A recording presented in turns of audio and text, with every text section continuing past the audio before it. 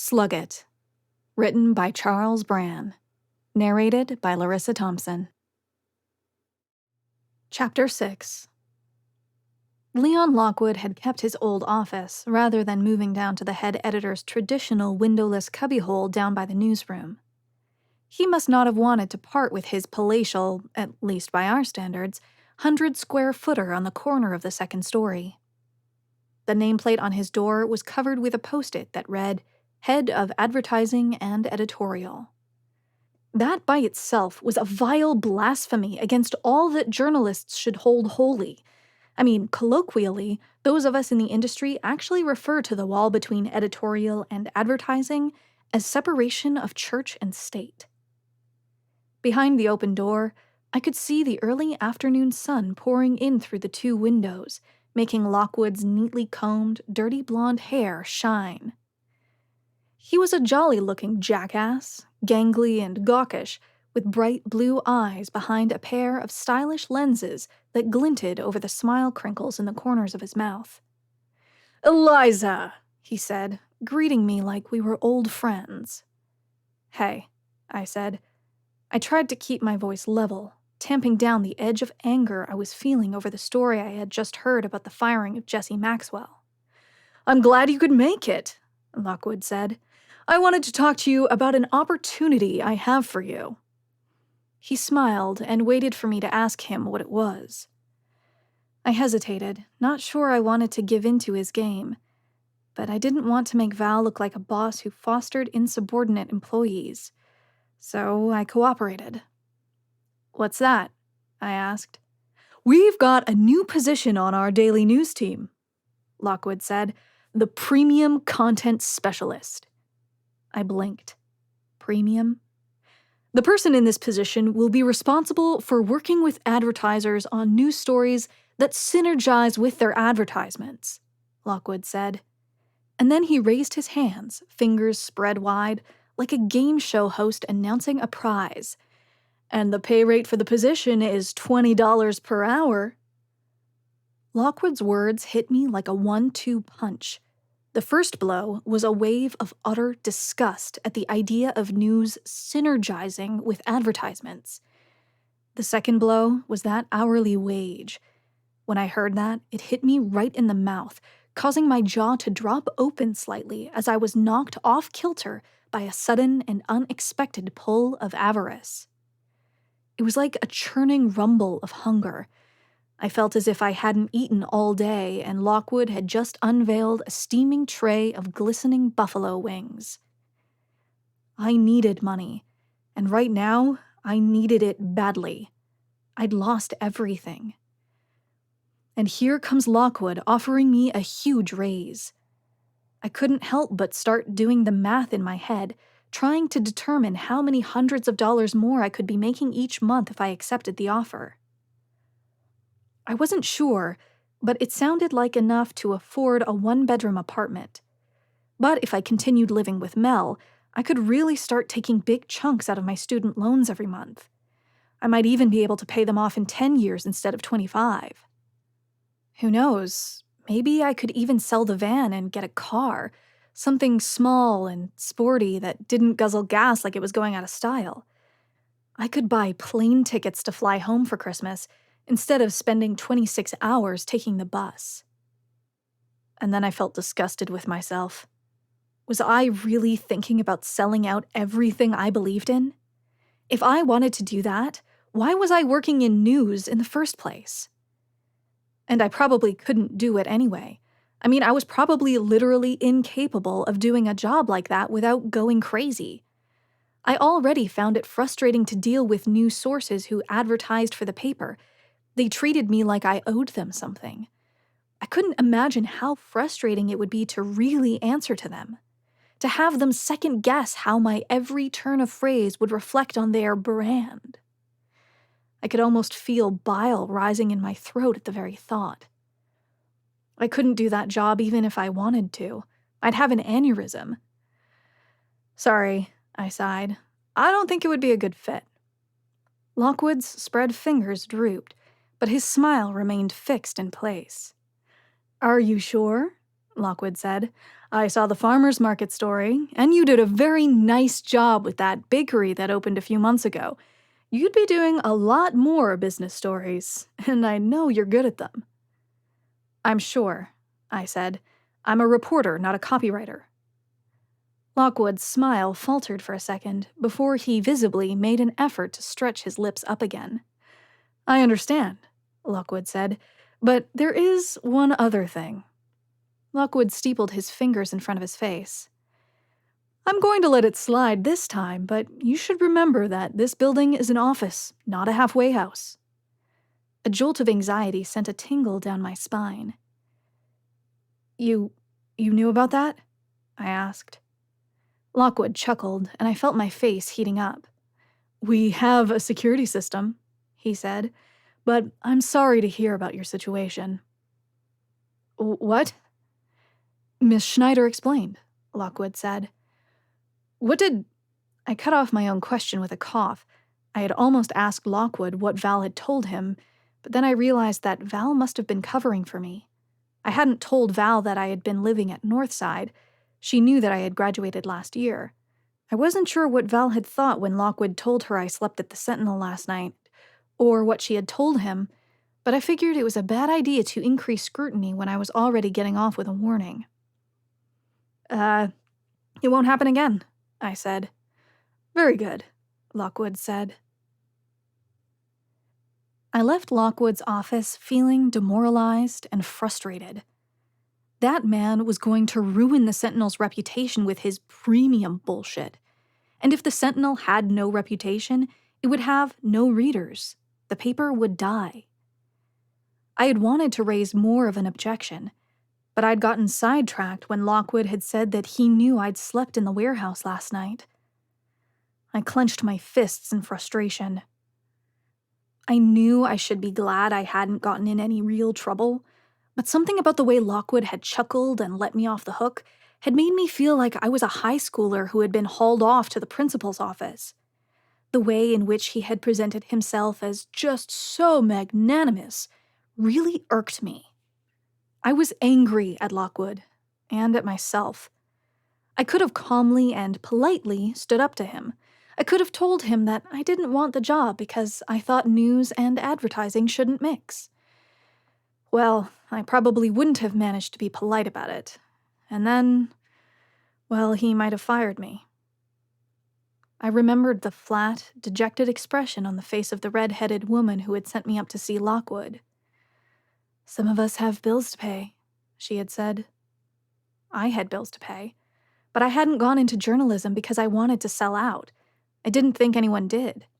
If we wanted to be copywriters and help companies sell their products, we would have pursued that instead, and probably be making a hell of a lot more money. I returned to the windowless cave of the weekly's office, fell into my chair, and slammed my fist against the armrest hard enough that I accidentally hurt my hand a little. The chair was old and threadbare, but there was a solid steel frame underneath the raggedy upholstery. I sighed and opened the laptop on the desk in front of me. I couldn't let myself get distracted by Lockwood. It was infuriating what he was doing to the Sentinel, but there was very little I could do about it. Besides, figuring out what sort of trouble Zev was in was far more important. Had he really been working on a story about prostitution? It could be dangerous reporting on something illegal like that. My foot was tapping the ground with impatience as I waited for the laptop to boot back up and for the file to appear as I pulled up the search again. My mind was torn between intense curiosity and dread. Dread that Zev really might have been working on something dangerous. Dangerous enough, maybe, to provoke someone to want to try to kill him and make it look like an accident. Was I exaggerating all of this in my head? What if he was just skipping class? And why would someone who wanted to hurt Zev carry him out of a burning building? The interrogation scenario I had imagined was starting to seem a little far-fetched. Finally, the file appeared. I opened it and started reading. It was apparent immediately that the story was unfinished. Many Dover residents have whispered rumors about what goes on in the strip of motels on Route 66. Dover is one of the few towns in the area with regulations that permit sexually oriented businesses. Find laws. The rumors may have at least some basis in fact. Last year, police arrested 62-year-old Nathan Thomas on charges of solicitation.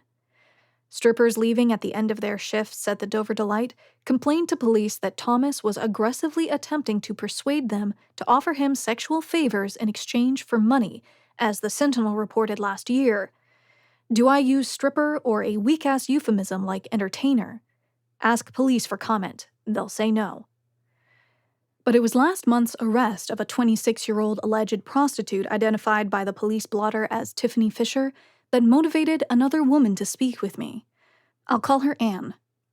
The truth, Anne says, is that prostitution occurs on a regular basis in Dover.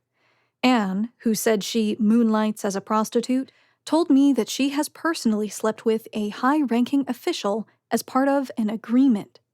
According to Anne, she and other prostitutes regularly provided free services to this official in exchange for the right to operate a covert prostitution enterprise without interference. That was the deal, Anne said. The arrest last month should never have happened. Anne believes that because of the corruption of the authorities responsible for the arrest of her friend and former colleague, the charges should be dropped. Who was helped or protected by this arrest anyway? She said. This definitely is not helping Tiffany. Follow-up cues. 1. Legal risk of admitting to prostitution even under a pseudonym. 2. Do you believe prostitution should be legal? A. Explain to her that I have to represent both sides of the argument. That may mean interviewing someone who disagrees and including quotes. B. How does she feel about potentially enabling infidelity? 3. Why won't you identify the high-ranking official? 4. Why do you think Fisher was arrested if you have this agreement in place? 5. Have you considered the potential fallout of this story? Are you sure you are comfortable with going forward? 6. If we print the other story, someone might put the pieces together and figure out who you are. My jaw dropped open, and stayed open as I finished reading. This was huge, bigger than anything the Sentinel usually published. It was a serious piece of investigative journalism. If what Zev had been told was true, well, it was a dynamite accusation, and it wasn't the sort of thing you could just print without some kind of evidence. If it was wrong, it was probably some kind of libel. But if it was true, well, it was the sort of thing that could make a career, especially as young as Zev was. It was so much bigger than my story about Amelia Burke. All I had done was ask her for comment after officials had announced the results of an internal investigation. My story wasn't truly investigative journalism. It was just a standard write-up of an official announcement where I happened to get lucky and get a comment from Amelia Burke before she clammed up. My mind was racing, putting the pieces together. Anne had to be Angela Miller, aka Raven Prudence. Zev had written that if we print the other story, Angela's identity might be exposed. That must have been referring to the story about Angela Miller's magic act, and it must have been why Zev hadn't given Val the story to print even though it was finished.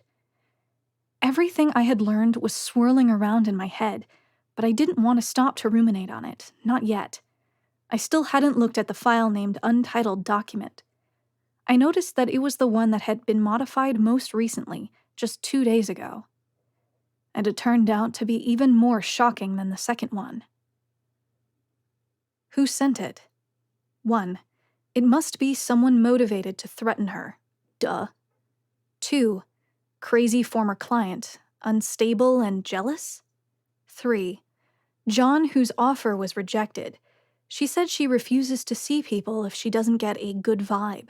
Someone might feel like she doesn't have a right to say no because she's a prostitute. Might want to frighten her or hurt her as revenge. 4.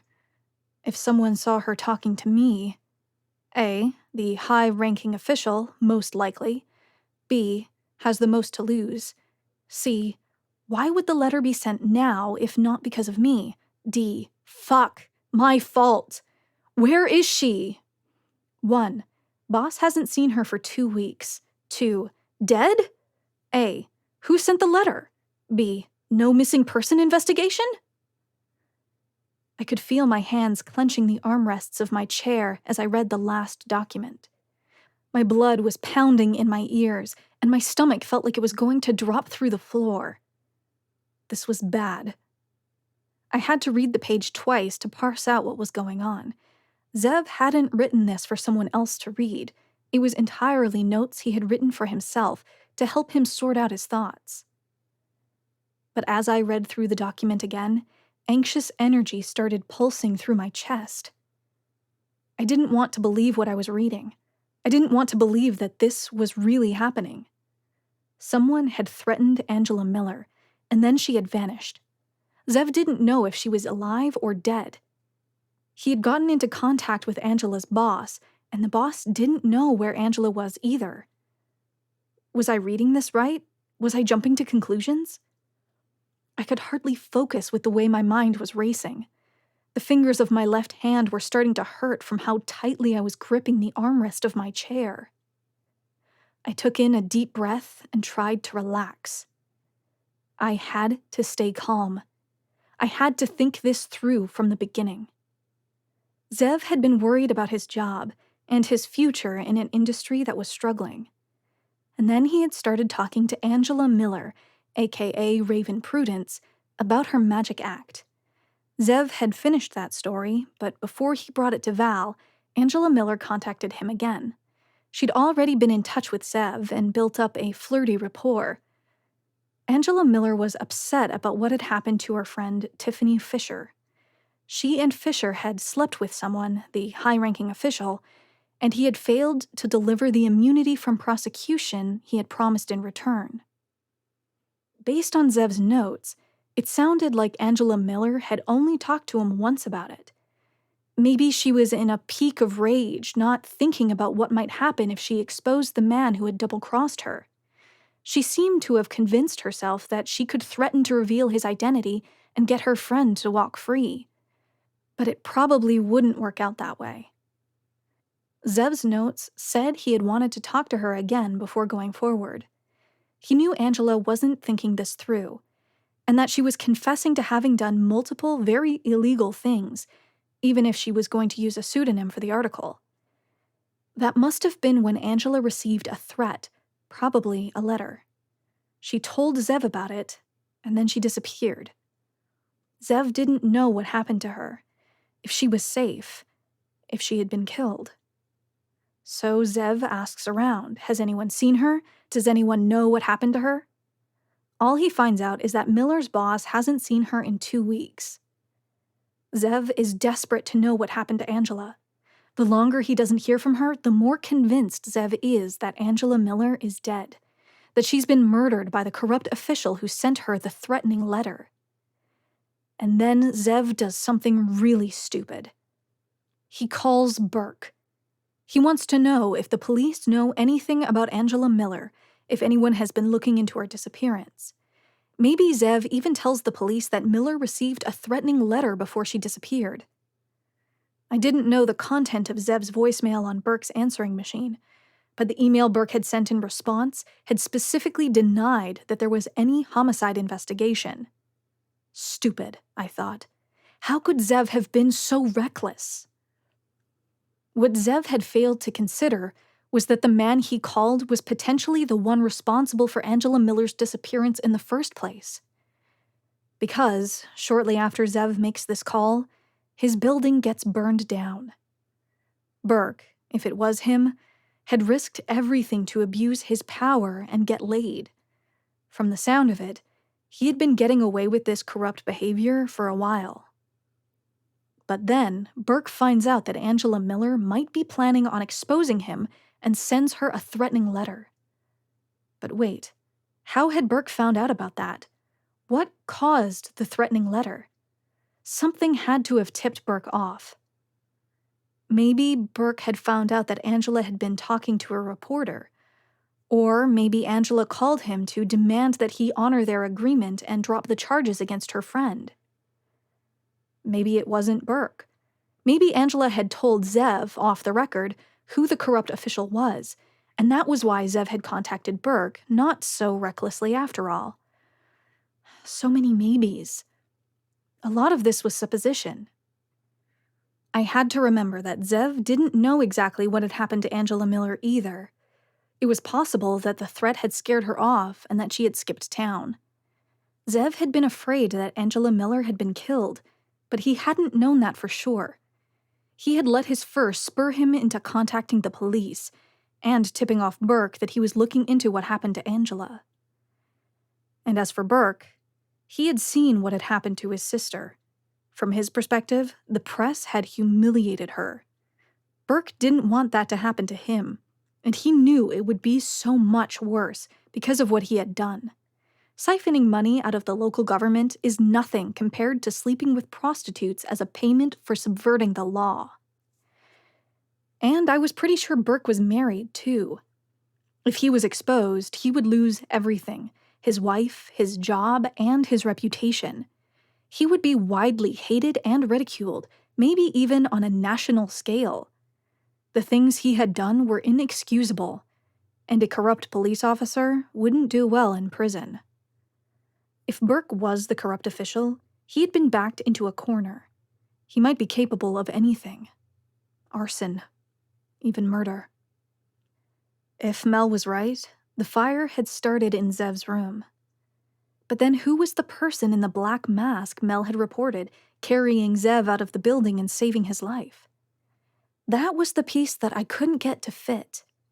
If Burke wanted to attack Zev, wasn't going to his dorm and burning it down pretty damn risky?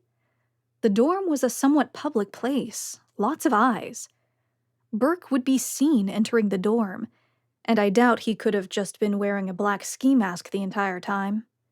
He would have looked like a cartoon criminal to anyone who cared to notice him. And was it even Burke that Angela was sleeping with? I had to admit that I was probably biased because I wanted the culprit to be him.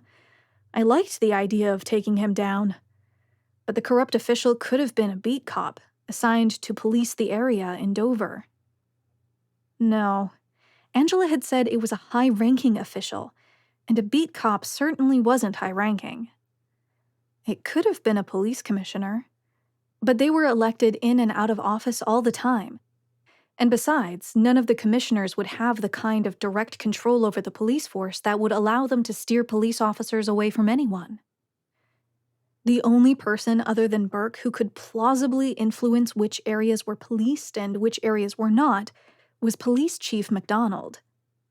Jonah J. McDonald was an old man with thick glasses and a ready smile, and he had a sense of humor. He was always joking with everyone, and I liked him. It was hard to picture that cheerful, friendly old man demanding that a prostitute sleep with him or he'd throw her in jail. On the other hand, I knew I shouldn't dismiss the possibility that McDonald was the perpetrator just because he seemed like a nice, friendly guy. Still, it was hard to imagine him being driven that much by sex at his age. He was in his 70s.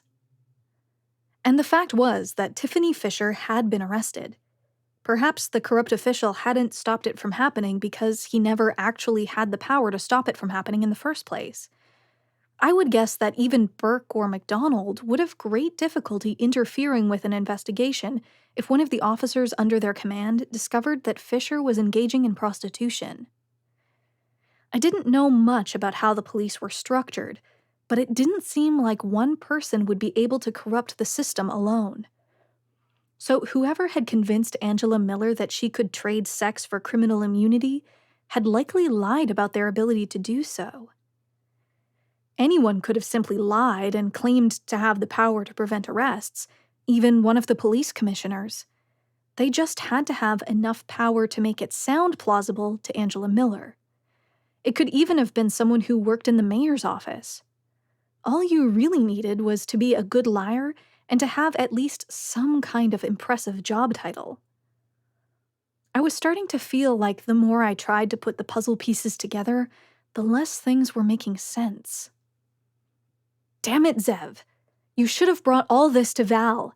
It's dangerous to poke into criminal activity all by yourself. Then again, if Zev had brought the story to Val, She probably would have insisted that he drop it. She would have taken it to someone more experienced, or possibly to one of her contacts in the police department to kick off an internal investigation.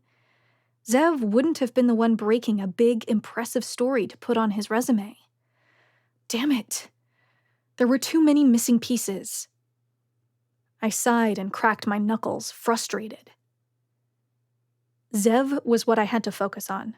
I didn't have enough information to untangle everything that was happening, but what mattered most was figuring out where he was and if he was all right, if he was even alive. I wanted him to be alive. I wanted that with a shocking desperation. I had never realized how much the asshole had meant to me until I was faced with the possibility that he might be dead. An image came back into my mind of Zev, kidnapped, tied to a chair, a shadowy figure standing in front of him with a knife. The corrupt official had kidnapped Zev, but wanted to know who else Zev had told about what he knew before he killed him. It was an image out of a true crime show, I thought, complete with a countdown to keep the audience on the edge of their seats. It was ridiculous. But at the same time, it was utterly terrifying not knowing whether Zev was alive or not. The fact was that I wasn't going to be able to figure out what had happened. There was no making sense of it with the limited information I currently had. The real question was, what was I going to do now? If there was even the possibility that Zev was in trouble and needed help, I had to help him. What would happen if I brought what I had found to the police? Well, it hadn't worked out for Zev, and if I spoke to the wrong person, that could put me in the crosshairs too. I could even be arrested and then turn up dead in police custody after an unfortunate accident. And all I really had was a couple of text documents with a pile of unverified allegations in them, nothing solid. But what if Angela Miller really was out there, still alive? If I could find her and bring her to the police station, where we would be in front of too many officers for Burke to silence us, and with Angela there to corroborate the story. But I had no way of finding her. I had no idea where to even start. Nevertheless, I had to do something. There had to be some way I could find more information. Maybe the threatening letter was out there somewhere. That would be a solid piece of evidence that couldn't be ignored. I frowned and pulled up an internet search, typing in the name Angela Miller. There were, of course, a lot of Angela Millers in the world. But as far as I could tell after 15 minutes of poking around, none of the Angela Millers on social media were connected to the Riverside area. Raven Prudence, on the other hand, immediately yielded a result. Specifically, a page from the website of the strip club just north of Riverside, the Dover Delight. According to the search preview, Raven Prudence was one of the club's featured entertainers. I clicked on the link and was greeted by a photo of a woman with her tongue sticking out of her mouth in a way that looked more playful than sensual. She was tall, pale, and pretty, with hair dyed a vibrant shade of purple and more than a dozen shimmering bangles on her wrists. And she was dressed in lacy purple lingerie, just like Zev's article had described. The page didn't have a lot of text. It described Prudence as a sexy goth babe, and went on to give her height, weight, and cup size, and to say that she was voraciously bisexual. I knew about the Dover Delight. That place was infamous. It was the biggest gentlemen's club for 50 miles, and it was located in a shady part of what was already a rough town. Vince Doberman, the club's owner, also owned the Doberman Motel, which was located directly behind the club. I had heard that Doberman gave a discount on rooms to anyone who spent at least $50 at the bar in the strip club. It was a two-pronged business model aimed at gamblers who had driven up from the casino in Fairview to spend their winnings partying hard. I leaned back in my chair and let out a breath. I realized that my foot had been kicking the inside of the desk loudly, and I flinched and held it still. It felt like everything I had learned was spinning in my mind, whirling between shock, fear, and worry. I had to do something, and I was starting to come up with a plan. I couldn't just go to the police. But I could go to Val, like Zev should have done. Val wouldn't want me to be involved with anything that might be dangerous, but she also would know how to make an inquiry with the police without risking reprisals from the corrupt official, whoever it was. Val knew a lot of people in this town, some of them for 30 years or more. Her age and experience were exactly what was needed. But Val would also try to stop me from being involved, to stop me from helping. Well, she could try. But I was my own person, and I could make my own decisions. If I thought I saw a way I could help, she couldn't stop me from doing it, even if she disapproved. And all I had to do to keep myself safe was to avoid being noticed by the potential murderer, the corrupt official. I just had to stay away from anyone with a job title impressive enough to convince Angela Miller that he could keep her from being arrested. I had a plan in mind. It wasn't dangerous, just a little awkward. I pulled up my email, entered Val's address in the to box, and then attached all 3 files I had found and started writing quickly. Val, I still haven't heard from Zev, and I just found out he might have been working on something big and maybe even dangerous. My friend Melanie Maldonado said that she saw smoke coming out of his room when the North Side dormitory building burned down last night, and that she saw someone carrying him out of the building. She did not see the person's face and said she thought it was covered up and that they might have been wearing a black ski mask, but she isn't sure. Mel made a police report, but I don't think they are taking her seriously. I spoke with Burke about it, and he dismissed her testimony as some co-ed. The attached files were on Zev's computer. Please take a look, and you will see why I'm worried. I'm going to go looking for Zev on campus. We'll text right away if I find him. E. That last part was a lie, but I didn't want Val to have a chance to talk me out of what I was about to do. I would be fine anyway. No one with a job title would want to be seen where I was going. For good measure, I pulled out my phone and texted Val, telling her that I thought Zev was in trouble and that I had emailed her about it. And then I slammed the laptop shut and sprang to my feet, reaching into my pocket for my keys. Chapter 7. I looked at the text message on my phone as I disengaged the parking brake of the van. It was Val. Call me when you get a chance. I turned the ringer on my phone off and tossed it into the passenger seat. Val would be looking for Zev now, too. That was the important thing. She'd be deciding whether to talk to the police and figuring out how to do so safely. But I didn't want to give Val a chance to talk to me. Not yet. It was next to impossible to slip any deception past her, and she wouldn't want me doing anything to help, not even something small. But I had to do what I could. I couldn't stand the thought of just sitting on my hands and worrying. I flipped on the radio and pulled out of the parking lot. The late afternoon sun was shining cheerfully across the river as I drove north through the vibrant strip of bars and restaurants that formed Riverside's downtown area. An Asian fusion restaurant that Mel and I had gone to once caught my eye, and I felt a sudden, intense craving for a plate of pad thai. Had I made a mistake refusing Lockwood's job offer? I had told myself that I had refused to sell out my integrity. But was I just being childish? Was I clinging to romantic notions of what my career was and could be? Was I setting myself up to fail? It wasn't just the Sentinel that was pursuing native advertising, after all. Some of the papers with the biggest names in the world were doing it too. If that was the direction things were going, reporters like me might be cast aside, just like the printing press that the Sentinel had sold off for scrap. I could end up laid off and driving back to the farmhouse to live with my father again, confirming all the doubts he had expressed over my going to some hoity-toity liberal arts college in the Northeast. And then I felt selfish for thinking about myself when Zev was in trouble. I had to be focused, in the moment.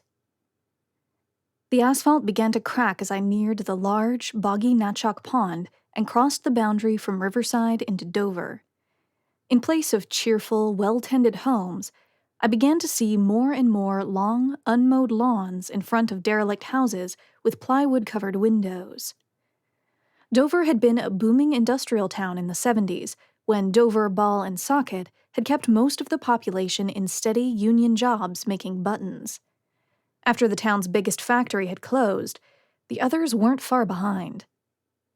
Now, Dover was a decaying shell of a town, with entire neighborhoods of abandoned commercial property, brown fields with contaminated groundwater, and a host of other issues that made the land worse than worthless to developers.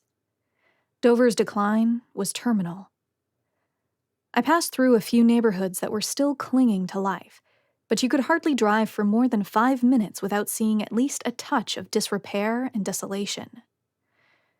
I reached the highway on-ramp before seeing any true signs of life. A small plaza held a pair of old, faded fast food joints in serious need of remodeling. Behind them was a bright, obnoxiously large sign for a pawn shop, "We Buy Gold," as well as a shady financial services office advertising payday loans and bail bonds. The last store, simply called Steve's, was a popular destination for drunk college kids. The neon sign and blacked-out windows gave no indication of what you would find inside, but I knew the inventory by reputation: bongs, sex toys, and, although I didn't understand how they fit in with the other items, switchblades, knives, and swords. None of these businesses were going to revitalize Dover. They were just mushrooms, feeding off the decay. At the northwest end of the Main Street area stood the crown jewel of Dover, the heartbeat that was probably keeping the town alive, the Dover Delight. Vince Doberman's strip club had the largest red neon sign in town, glowing 15 feet in the air like an enormous bug zapper. In sharp contrast to the cracked road leading up to it, the Dover Delight's parking lot was paved with immaculate and very black asphalt painted with sharp white lines. Behind the strip club stood the 2-story Doberman Motel, fitted with big windows in front of the red curtains, all of which were drawn closed. I parked in a space close to the entrance of the strip club, right between a couple of muscle cars owned, apparently, by the sort of people who visited a gentleman's club in the early afternoon of a weekday. I almost retrieved my notepad from my bag by reflex before I remembered that I was trying to keep a low profile. I wasn't actually sure how I was going to do this. Now that I was here, I was feeling extremely nervous. It wasn't like I had any sort of moral objection to the operation of a sexually oriented business, but, well, the Dover Delight was not part of the world I lived in. A lot of the entries in the police blotter were crimes that had taken place around here.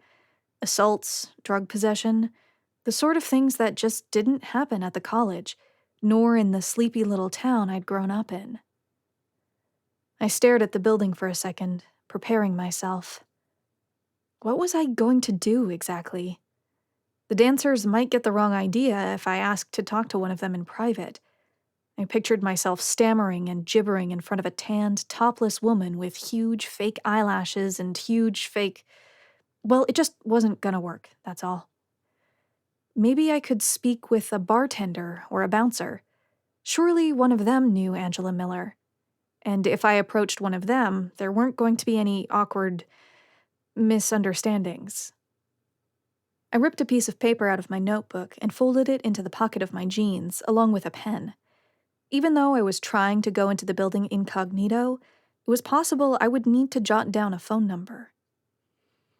Cracking my knuckles, I took a deep breath before I stepped out of the van. I walked toward the building and glanced at my reflection in the silvery double doors of the club. I could see how nervous I looked, so I did my best to straighten my posture, trying to look confident. I reminded myself that I was a reporter, jaded and hard-boiled. I hadn't flinched under any of the shouts and glares I'd encountered since I'd started this job. Was I really going to let this intimidate me? Stay focused, Eliza. Just keep your eyes on people's faces and your mind on the story. Ignore the awkwardness and do your job. If I could just do that, maybe I could stop my damned translucent cheeks from turning the color of a honking fire truck. I shook my head slightly, let out a breath, and grasped the handle of the door. The room it opened into was not what I expected. It looked like a hotel waiting room. A red-shaded lamp stood on a countertop in front of an elderly woman with librarian glasses, leaning back in a rocking chair with a magazine in her hand. She smiled warmly at me when I stepped inside and asked, "Just one today?" I blinked, restraining a sudden urge to turn and run out of the room. Yeah," I said. "That'll be $10.50, she said. I blinked and then glanced at the sign beside her. I hadn't been expecting to pay an entry fee for this venture.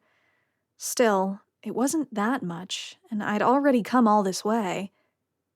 I pulled out my wallet and glanced at the sign next to the woman. Prices were listed in 2 columns, including a substantial increase during the club's climax hours. I noticed that the fees for gentlewomen were substantially lower than the fees for men. That just made me more nervous. But you know what they say about gift horses and reporters who had just drained their savings account. I passed the woman a 20, took my change, said thank you, and then took yet another deep breath as I turned to face the large red double doors. I bit my lip and went through. What I saw was once again not what I had expected, not a dimly lit, smoky room with torn black benches set up around greasy stripper poles. The Dover Delight looked like a dinner theater. Unlit spotlights hung over a broad stage with big, red curtains, now closed. 2 rows of vinyl benches were lined up in front of the stage, but the rest of the room was dominated by a series of mismatched chairs and tables draped with red tablecloths. Along one side of the room stood a huge granite bar with backless benches. At the table nearest to the bar sat a bald man with a muscle shirt and tattoos, seated next to a guy with a huge mustache. On his left was a third man in a muscle shirt and still wearing his sunglasses, even though it was quite dim in the room. All 3 of the men had their eyes fixed on a blonde girl standing in front of them and wearing a bright blue bikini. She wasn't so much dancing as she was shaking her breasts a few centimeters away from their faces. To my great relief, none of the guys turned to stare at me. The sight in front of them probably helped prevent that. The woman was facing away from me. Her back glistened with sweat as she bent forward.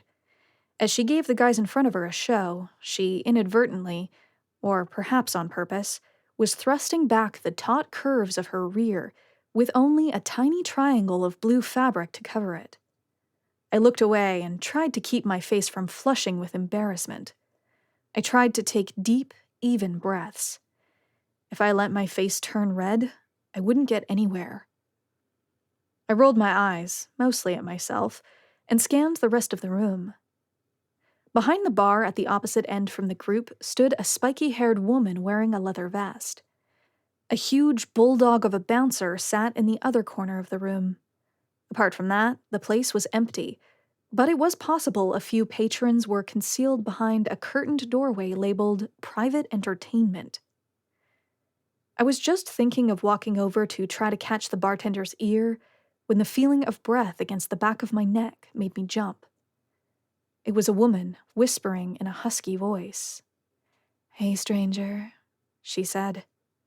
I spun around, taking a step back to avoid colliding with the woman as I turned to face her. A waterfall of red hair cascaded over her broad, bare shoulders. She wore a wide grin underneath a cute button nose. The dancer wasn't the kind of girl I'd expected to find here. She was far from skinny, with a simple, wholesome beauty that looked like it belonged more in a painting than a pornographic magazine. She had the thick frame and generous curves that certain Renaissance artists had preferred. I couldn't remember their names. Stupid art history class. The woman's outfit enhanced the impression that she had walked out of an art gallery. Ribbons had been tied to her feet, naked against the brown carpet, and another 5 ribbons were woven strategically around her waist. A final wide ribbon was tied into a large bow, floating between her breasts. "Like what you see?" she asked, tossing her hair over one shoulder with a flick of her wrist. The motion caused the bow to stir as the round flesh beneath it bounced. My face started heating up. I stuttered. Is this your first time? She asked. Damn it, pull yourself together, Eliza, I thought, and then failed to do so. Yeah, I said, but, Before I had walked in here, I had a whole plan about how I was going to subtly go about asking for information. But in the heat of the moment, I felt my cheeks start to flush, and everything I had considered beforehand flew out the window. It's okay, baby, the dancer said. Don't be nervous. A flutter ran up my spine, carrying even more heat up to my face with it, until my face was burning so hot it was literally uncomfortable.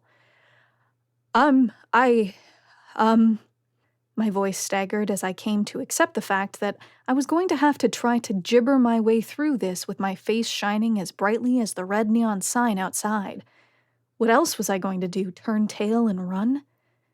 I'd spent some money to get in here. Was I just going to waste it? That thought helped a surprising amount. Can I, ask you something? I hazarded. The red-haired girl's smile faltered. This isn't about a church or something, is it? She asked. No, I said with a nervous little laugh. I'm not here to talk you out of your job. With the ice broken, my voice was a bit steadier. Okay, just like any other interview. Establishing a rapport was key. Engaging someone in a bit of idle chit-chat could open a lot of doors. Naturally, I failed to do any of that. I'm looking for someone, I said. You found someone, darling, she said with a wink. A giggle was trying to force its way into my larynx, but I repelled it with a little cough and said, Can you keep a secret? Oh my God, what was I saying? This was no way to introduce the fact that I was looking for friends of Angela Miller. The dancer giggled. If the secret is that you like girls, I don't think you're doing a very good job of hiding it. My face felt even hotter, which I hadn't realized was possible, and I folded my arms in front of me. Actually, did you know a woman, I flailed verbally and coughed out an apologetic laugh. The dancer leaned forward with a friendly, encouraging smile, and I took in a breath. I wonder if you know Angela Miller, I managed. Angela? The dancer's voice became quiet. You mean Angie? Damn it. By not using Angela's nickname, I had obviously marked myself as someone who didn't know her very well. Yeah, I used to know her, and... Oh crap, I didn't know what I was saying. I had been planning on saying that I was a reporter who had been talking to her about a story but hadn't heard from her in a while. But in the heat of the moment, I had suddenly decided, without thinking it over, to try to pretend that I knew Angela Miller personally, despite the fact that I had just marked myself as someone who didn't even know that she went by Angie. The whole plan had gone out the window, and to make matters worse, the dancer wasn't buying it. Her smile vanished, and her eyes narrowed with suspicion. Why are you asking about Angie? She asked. I fumbled. At this point, I had already trapped myself. We used to be, And then, suddenly, a thought seemed to occur to the woman. The color drained from her face, and she took a step back from me. I don't know anything about all that, she said. We just work together. I felt my eyebrows rise. The woman was afraid. And at first, she was calling Angela by a nickname, but now she was claiming not to know her very well? Curiosity surged up in me, overriding the embarrassment, at least for the moment. I had to reassure her so I didn't scare her off. I don't want to hurt anyone, I said. Now that I felt like I was getting somewhere, my nervousness was fading and my voice was steady and intent. Do you know if she's okay? If I could just talk to her. The woman started shaking her head and backing away from me. Before I could say anything to try to calm her down, a voice shouted, Hey, is that bitch bothering you, Anna? The voice had an accent I couldn't place, Something with swagger, maybe somewhere between Boston and the Bronx. My head snapped around to see the source of the voice. It was the bouncer. His thick biceps were the size of a normal man's thighs. He was lumbering toward us, arms swinging like a loping gorilla. "Just forget about Angie," the woman, Anna, whispered, backing away. "Please." The bouncer sauntered in front of me, nearly shoving his bulging and sweaty biceps against my nose. I'm pretty tall, but even I had to tilt my chin up to look this guy in the eyes, dark brown, beady ones that were staring at me with confusion, like a stereotypical jock trying to parse a calculus textbook. The bouncer raised one finger to scratch at the thin, black fuzz on his blocky head as his eyes scanned over me. Slowly, a frown formed in his thick jaw, which had a slight underbite. "Hey you, get out of here," he barked. I sighed. "I think she misunderstood. I was just, get out or I'll throw you out," he said. "You want to try me?" But the bouncer raised one meaty hand to grab me, reaching for my shoulder. I evaded him, taking a step back. "Fine," I said, turning to go. Maybe I could find some way to contact Anna later, let her know that I didn't want to hurt her, I just wanted to talk. She seemed like she definitely knew something. "Wait a second," the bouncer said. I stopped in my tracks, halfway to the exit, and glanced over my shoulder. The bouncer's black brow furrowed as the thought he was attempting to have finally coalesced. "You're that reporter chick," he said. I said. "A reporter?" Anna asked, loudly enough for me to hear her from where she stood behind the bouncer. Damn it. This could go badly if I didn't handle it right. I had to think, quickly. But I was all out of sorts. This was going terribly. The big man said to Anna, "Yeah, that's her. I seen her at the town hall plenty of times." That's when I realized that I knew this guy, but that I hadn't recognized him in those clothes. Vince Doberman had shown up to more than his fair share of planning and zoning meetings with his thick neck squeezed into a tie and a suit jacket that somehow only accentuated his massive physique. Now that I saw him, I remembered hearing that he often worked as a bouncer at his own club. The huge man looked down at me and frowned. "What the hell are you doing here?" he said. "Look," I said, "I was just here to—" "You stuck your nose in a damn hornet's nest," Doberman interrupted. "Reporters ain't welcome here. You're trespassing on private property." "Wait," I said. "I was just trying to—" "I know what you were doing. You nosy bastards come in here thinking you're gonna stir up something and use my girls for some sort of sexy angle to sell your damn papers." "That's not what I'm trying to do," I said. "The paper's free. Well, the ones I rate for are anyway. Damn it, damn it, damn it!" I was stumbling over my words like an amateur who'd never picked up a voice recorder before. This whole thing had me off balance, and what made things worse was that the girl in the blue bikini was now topless and gyrating in my field of view right behind Doberman. "This doesn't have anything to do with the club," I said, trying to keep my eyes locked on the man in front of me. "I couldn't give two shits, girlie," Doberman said. I frowned at the appellation. Doberman grinned, pleased to see that he'd gotten under my skin. Then he glanced back at Anna, who still looked frightened. When he saw that Anna was upset, it was like a switch flipped in the big man's head, and he rounded on me with a growl. "You can't just come in here and upset my damn staff. Get out of here before I get you fired." I rolled my eyes.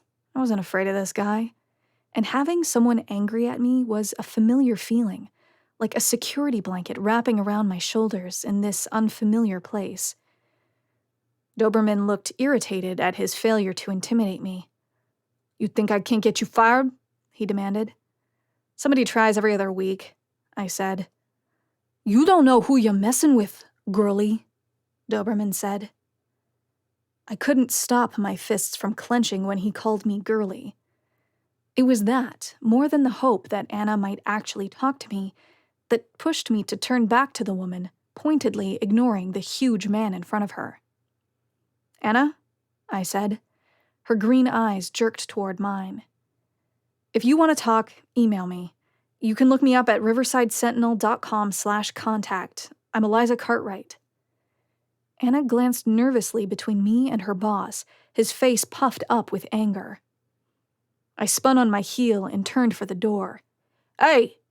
Doberman yelled after me. "Don't come back here looking for a job when you lose yours. You ain't pretty enough." My nostrils flared with anger, which probably just drew more attention to my protruding beak of a nose. I turned back and flipped Doberman off.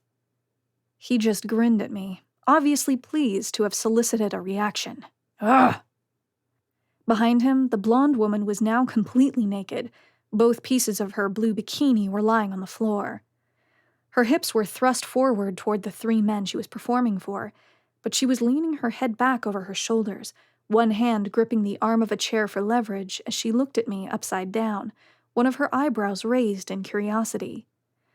I guessed that when she had heard Doberman yelling at someone, she hadn't expected it to be a woman.